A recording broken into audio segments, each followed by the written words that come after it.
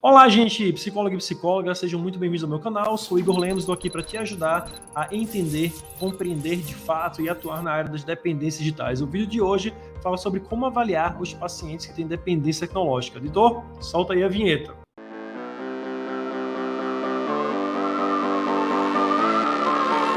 Galera, é o seguinte, como é que a gente avalia um cliente com queixas de uso de jogos eletrônicos e internet? Lembrando que a demanda muda se é uma criança, se é um adolescente, se é um adulto, tá? Então existem adaptações para isso, eu quero apenas despertar em ti a curiosidade em relação à temática, fechou? Vamos lá, gente. Primeira coisa é que existem instrumentos de avaliação para isso, então é necessário que você possa estar familiarizado ou familiarizada com a temática, tá? Então, a primeira coisa é a gente saber o que utilizar para poder avaliar esses clientes. As escalas que eu utilizo comumente são aquelas que eu validei no meu doutorado em neuropsiquiatria. A primeira delas é a Game Addiction Scale, que é chamada de GAS. É uma escala que tem 7 fatores ou domínios com 3 itens em cada fator, então são 21 itens ao todo, e cada pergunta fala sobre aquilo que a pessoa deixou de fazer e ela fazia anteriormente, né, numa boa, ou antigos hobbies para ficar jogando, sobre o tempo despendido, brigas com familiares em relação ao tempo de jogo, alteração de humor, e aí vai. São N e N sintomas em relação à temática, e através do score eu consigo dar ao paciente um feedback em relação a quais sintomas nós vamos atuar para fazer uma melhor intervenção. Uma outra escala que eu também validei no doutorado é a Video Game Addiction Test, chamada de VAT. É uma escala que eu utilizo em menor frequência do que a GAS, porque a GAS é a minha escala favorita, apesar de que ambas têm o mesmo índice de confiabilidade e ambas as escalas estão publicadas em artigos internacionais. Então foi feita toda uma tradução, uma adaptação transcultural e uma testagem de propriedades psicométricas e os instrumentos são muito bons.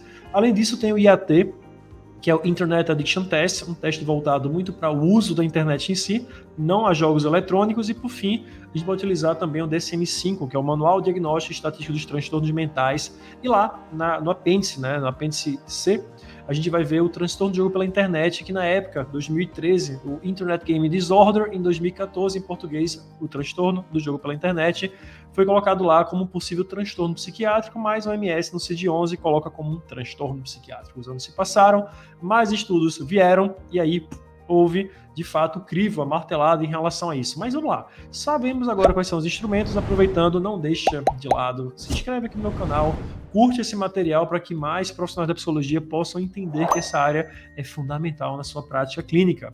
E aí eu vou trazer para ti agora quais são os sintomas que você deve ter atenção em consultório em relação ao uso excessivo de telas, de jogos eletrônicos em especial, baseado no DSM-5. A primeira coisa é quando o paciente ele se preocupa muito com os jogos que são, né, vinculados à internet. Quando eu vou ficar online novamente? O que é que tá acontecendo lá que eu não tô sabendo? Putz, cara, será que meu personagem tá upando ou não tá upando? Cara, meu grupo lá já tá fazendo alguma coisa. Tudo que envolve preocupação, tensão em relação ao que está acontecendo lá, quando vai acabar a aula para chegar em casa e jogar, envolve o primeiro sintoma. O segundo é quando há sintomas de recaída, quando esse uso, né, esses jogos são retirados. Então a pessoa passa uma semana tecnicamente muito bem, a pessoa tá lá de boa e aí, cara, agora deu ruim, né? Volta com tudo porque sofreu uma recaída e agora a abstinência tá pegando. Então é muito semelhante à dependência de drogas, na verdade, né? Então há sim a recaída quando a pessoa passa um tempo bem e aí ela volta a usar, perde a mão e aí passa o dia todo jogando e vira de novo isso e volta ao estado anterior. A mesma recaída que vocês sabem, conhecem, vinculada a drogadições e outras questões, tá, gente? Uma necessidade, terceiro sintoma, de gastar cada vez mais e mais o seu tempo livre com o uso de eletrônicos, né, de jogos em especial, que a gente está falando aqui de jogos eletrônicos, tá bom, gente? Então, sim, esse ponto é importante porque, deixando a atividade de lado, que antes a pessoa fazia, né, ela aproveitava o tempo com os amigos, com a família, passear, e cada brecha, cada horário que eu tenho, eu gasto talvez mais tempo com jogos. São 3 sintomas. Só lembrando uma coisinha, a gente tem 9 sintomas, na verdade, se nos últimos 12 meses a pessoa marcar 5 desses 9 sintomas, a gente tem uma possibilidade de um diagnóstico em relação ao transtorno de jogo pela internet. Quarto sintoma, quando há tentativas, mas sem nenhum sucesso de controlar, de interromper a participação nos jogos. Esse ponto aqui é muito importante, por quê? Porque algumas pessoas nem tentam, tá? Então, você tem que ficar com o olho clínico lá, apontado para o seu paciente, porque alguns nem tentam, de fato, diminuir seu tempo de jogo e outros tentam e falham, tá bom? Que é o que se refere a esse sintoma aqui. No quinto sintoma, a perda de interesse em antigos hobbies e entretenimentos para focar só em jogos, é muito direta a explicação desse ponto. E o sexto é muito parecido com o quarto. Por quê? Porque há um uso excessivo mesmo sabendo que existem consequências na área psicossocial daquele sujeito. Alguns reconhecem e pontuam, e outros falam, não, isso não é um problema, e esses provavelmente estão em fase pré-contemplativa ou negação, ou seja, há o sintoma, mas eles não percebem isso ainda.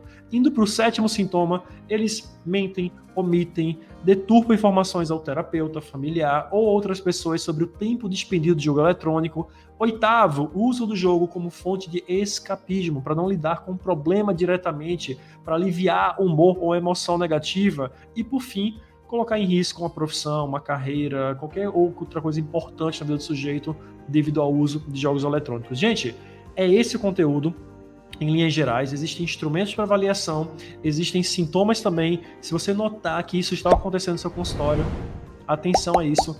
Curte aqui esse material para que você saiba mais como ajudar essas pessoas que tanto precisam da nossa ajuda. Eu sou Igor Lemos, expert na dependência digital, e a gente se vê no próximo vídeo. Tchau, gente!